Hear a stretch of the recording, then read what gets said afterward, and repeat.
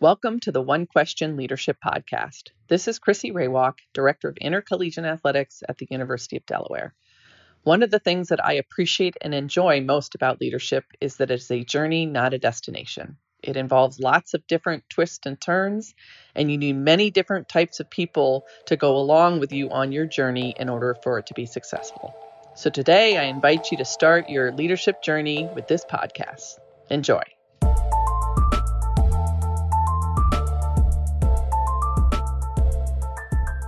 Greetings, this is Ty Brown and welcome to the One Question Leadership Podcast, where we highlight executive and organizational leadership.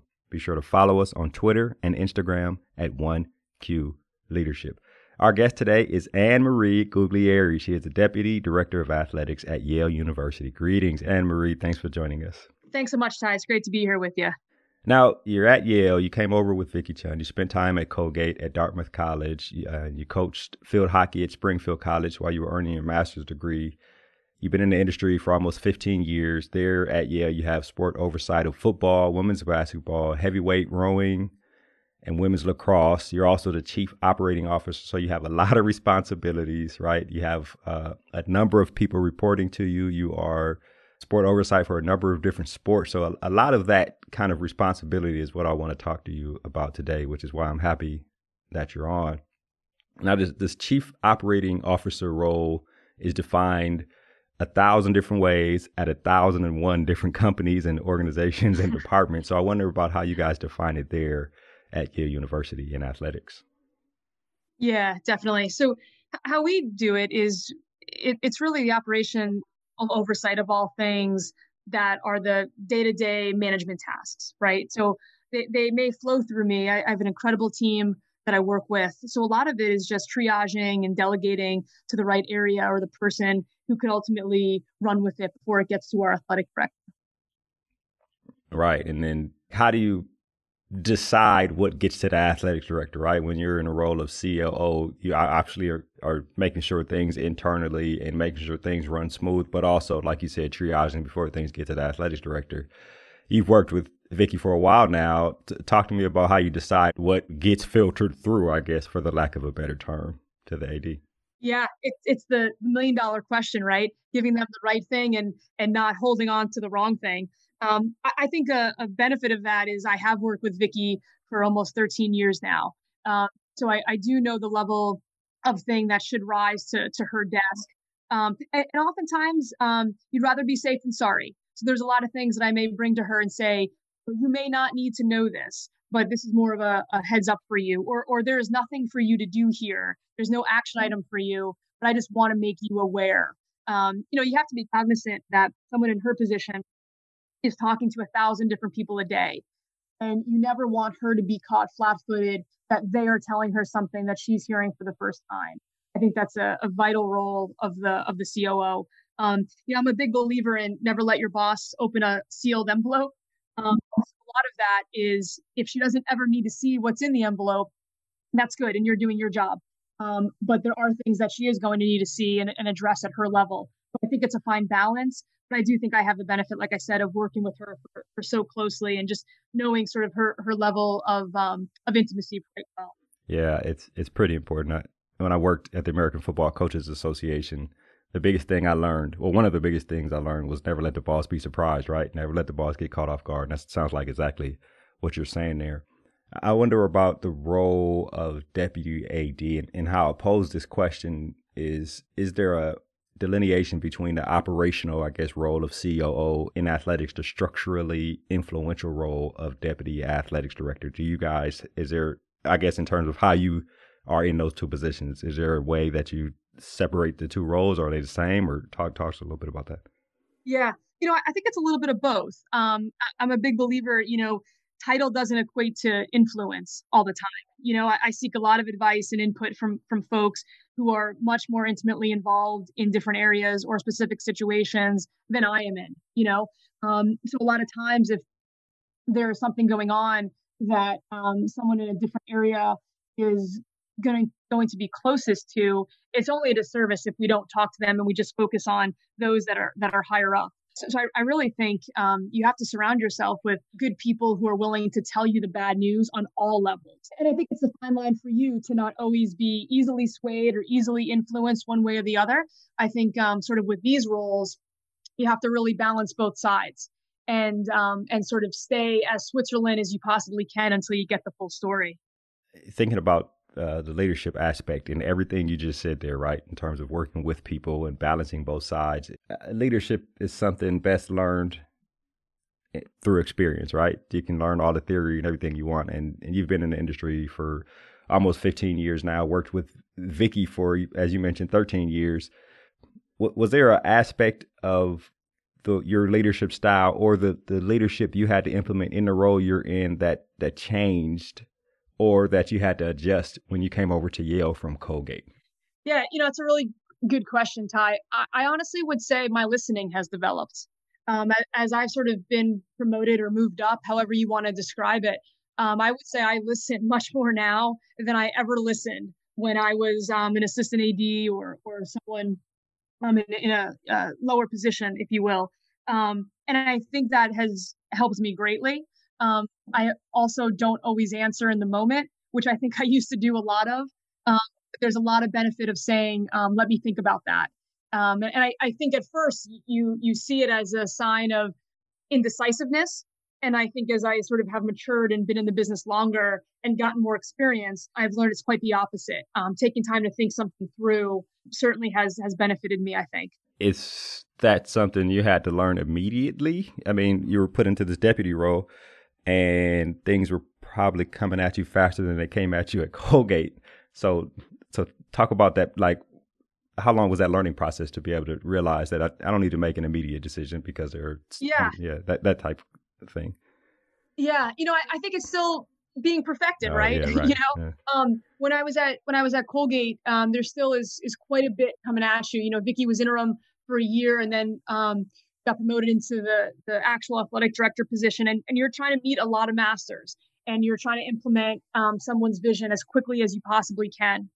And I think probably at the moment that I moved out of compliance and into sort of the COO role, as you're describing it, you don't necessarily have a task list anymore. You don't necessarily have a clean black and white to-do list anymore. You're sort of managing a lot of people and managing a lot of areas, but you're not actually the one doing the day-to-day tasks of it. And that's challenging when you're used to doing that. What gets you promoted in one job doesn't necessarily get you promoted to the next level job. And so I think probably that first promotion as Vicky's chief of staff, 6-7 years ago now, that probably is the moment where I learned to listen more, step back more, and actually not answer in the moment. I think that probably was it for me. Yeah, that sounds like it's very important. Thinking about something you just said there, and when you had to make that switch to deputy director of athletics, and something you said when I asked you the first question is, now trying your best to decide what to advise the AD on and making sure she is not surprised by anyone else, and then not surprised by something you bring her. I wonder about the times when she is unavailable and something may fall on your desk that usually she'd have to make a decision on, but you have to make the decision, taking into account that you take the time to make decisions like you mentioned. But, obviously in college athletics, some things are just pressing. Talk to me about your thought process in those types of situations. Yeah, another really great question. Just recently, Vicky's mother actually unfortunately passed away. And me too. She was an incredible woman. And that was actually one of those moments, right? Where Vicky was not available for a week or so. And of course, she always would be, but you don't want to bring someone out of those moments to talk about work. And I think one of the benefits is, again, the more you know your boss and the more you look through things with their lens, the better for you. Not to say that your boss always wants a yes person. That's not what I'm describing here. But I'm describing that you have to make decisions sometimes when they're not available, but it's through their lens. At the end of the day, it's Vicky's the athletic director. So it's her vision and the greater vision of Yale that needs to rule the day.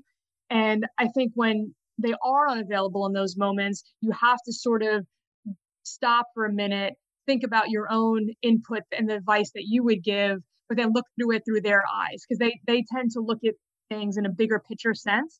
And so long as you're doing that, I think it will serve you well. Right, to make those decisions. Well, they give Vicky our best. I'm sorry to hear that. I have Absolutely. lost both of my parents, so I understand the pain and turmoil that it takes and the adjustments you have to make in your life without your Yeah. parents. We recently had Kelly Zinn from West Virginia University on. She was with our co-host, Brian Blair, and they're both deputy athletic directors, and they both started in compliance similar to your background in compliance. And one of the things they said was that starting in compliance, you kind of have your hand in everything and understand how everything operates because compliance is such an integral role in college athletics. I wonder what your take is on that in terms of starting in compliance and now your role as Deputy Athletics Director and COO, and how that beginning in that area has helped you to where you are now. Yeah. I'm so appreciative of my background in compliance.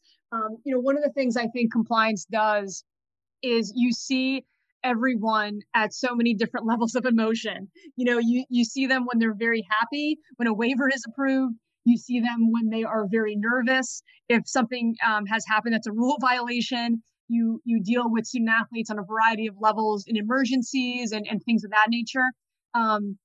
So I think it gave me a really good perspective on the different sports and how they operate, what makes certain sports tick more so than others. But it also gives you, more so than other areas, it gives you the ability to work with everybody in a department.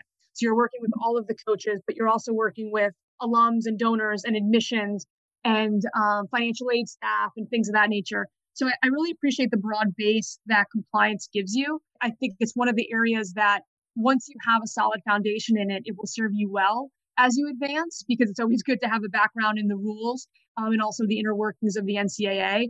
But I highly encourage people who are starting their career, if they're not going directly into compliance, at least keep your compliance people close to you. You start off in compliance and you worked there for a few years. How hard was it for you to pull yourself away from being in the weeds with compliance to the overview of what you're doing now? Yeah, no, your question is so spot on. I think that's one of the biggest growth adjustments people have to make, and I certainly had to make it. In a position like compliance or event management or facilities, whatever it may be, you are very used to checking boxes off your to-do list. You are very used to doing a set of tasks.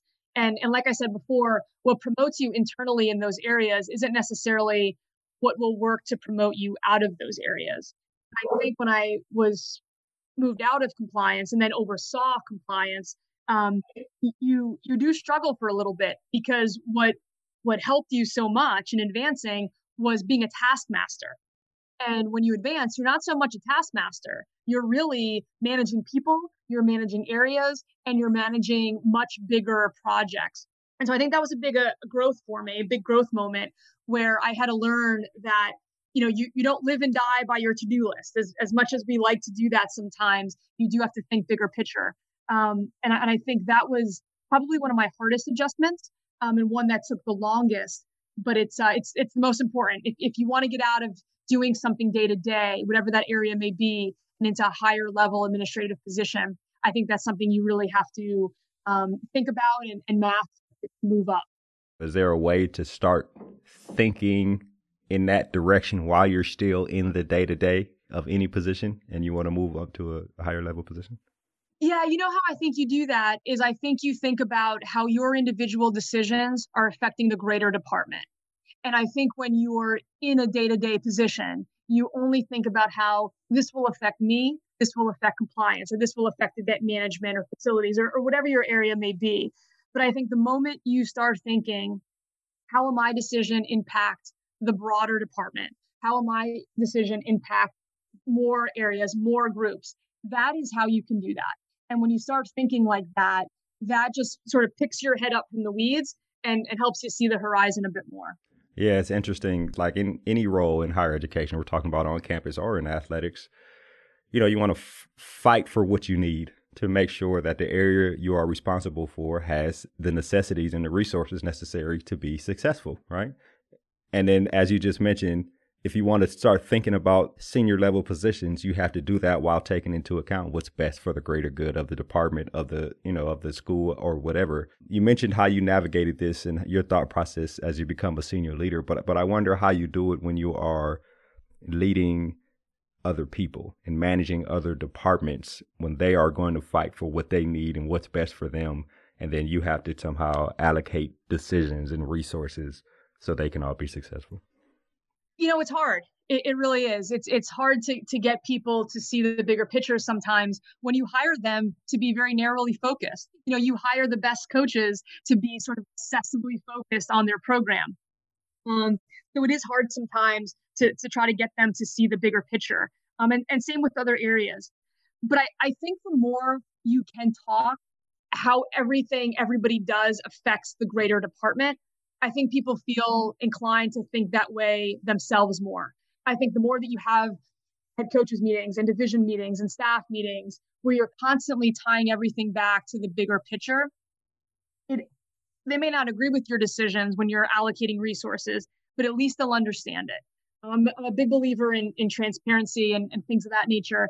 And I think if people understand why you're making a decision, again, it may not be the one that they wanted you to make, but I think they'll respect it much more as opposed to thinking you're in your room by yourself making that call. I think that's a big piece to it. Right. And thinking about what you just said there, if you're in a room and every time you make a decision, you are explaining how that decision affects the whole, you are creating a habit and a thought process for the collective culture of the room, which I think is excellent for people to understand how and why decisions are made. That was an excellent answer. I asked this final question, then we'll wrap. You've been with Vicky Chun for 13 years now, and say she goes and becomes, the senator of the biggest state in the country or something crazy happens, right? And you take over as athletics director. What are one or two leadership points that you have learned and implemented from her that you would take with you if you were leading your own organization? Yeah, it's a great question. The biggest thing Vicky has taught me is people matter. Athletics is not a product business. She'll say that all the time. It's a people business.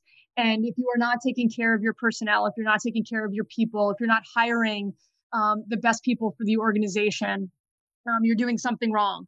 She always says, B people hire B people and A people hire A people.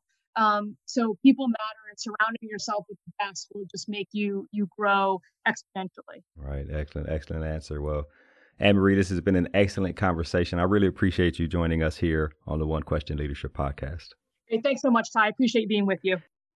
That was Anne-Marie Guglieri. She is the Deputy Director of Athletics and also serves in the Chief Operating Officer role at Yale University. And of course, this is Ty Brown with One Question. And keep in mind, the role of a leader is to create and maintain an environment that people want to be a part of. And as always, be better tomorrow than you are today.